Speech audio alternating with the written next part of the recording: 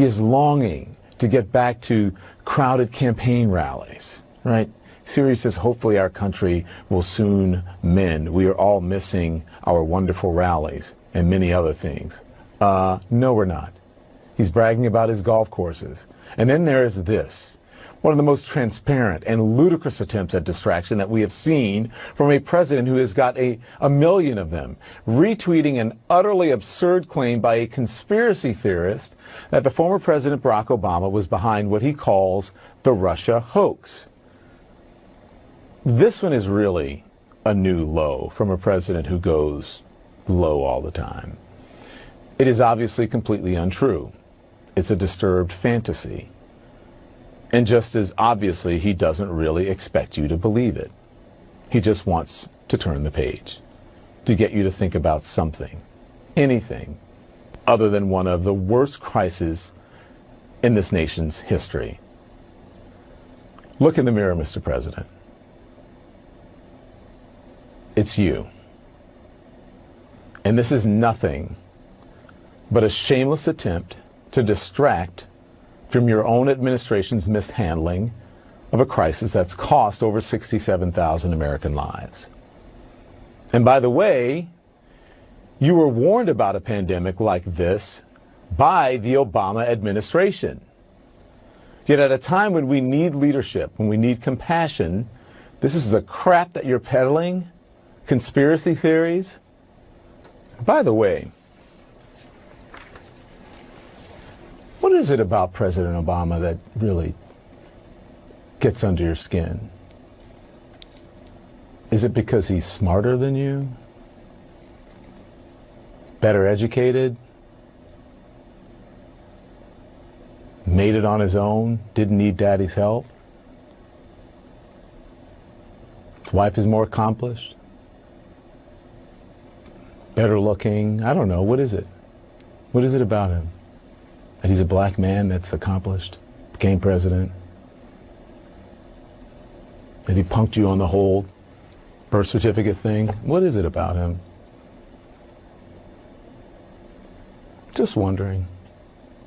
Yes, it is excellent to see Don Lemon take it to Trump on national television, but here's why this is especially important. Mainstream media in this country does not know how to cover this president. They don't know how to cover his lies. They don't know how to cover his misinformation. They don't know how to reconcile giving him a platform from which to spout all of these things while still being able to make sure that the falsehoods are called out for what they are. In that respect, the media's coverage of this administration has been an unmitigated disaster. From the campaign and continuing on to this very day, news networks have failed in figuring out that letting Trump spew vile against the media, against Democrats, against minorities and immigrants and allies, and yet still covering him with kid gloves is not the solution here. Trump knows how to game the media. He knows that he can say whatever he wants, whether it's true or not, and that once the toothpaste is out of the tube, that's it. The number of people who will stick around for the fact check of his lies will pale in comparison to the number of people who heard it in the first place, which is why he's not concerned with telling the truth, since he knows that the media is always one step behind him. And yet still the press treats him with kid gloves. Still they give him the benefit of the doubt on a constant basis and suggest that he seemed presidential today because he read from a teleprompter without pulling his pants down on stage.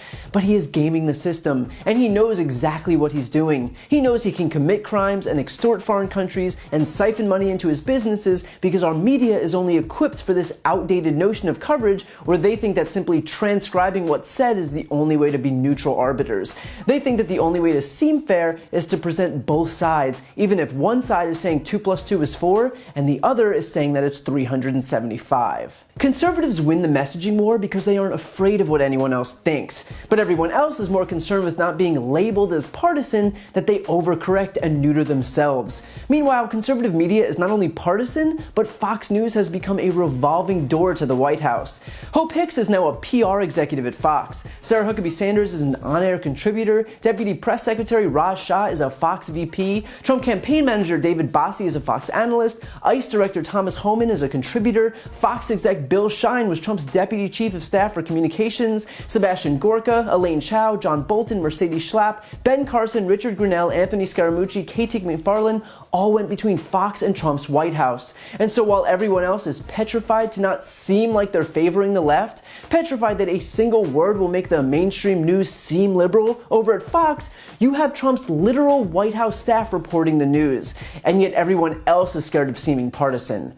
Got it. So good on Don Lemon for calling out the blatantly obvious. Good on Don Lemon for recognizing that Trump's efforts to scapegoat Obama is as obvious a distraction as can be. Good on Don Lemon for acknowledging Trump's crippling insecurity when it comes to his predecessor. And good on Don Lemon for having the courage to draw those contrasts between the two men. Because despite the media's delicate handling of this president, Donald Trump is not the same as Barack Obama or any other president. And if saying so makes conservatives mad, they should probably realize that it's not Don Lemon's fault for simply acknowledging what's right in front of our faces.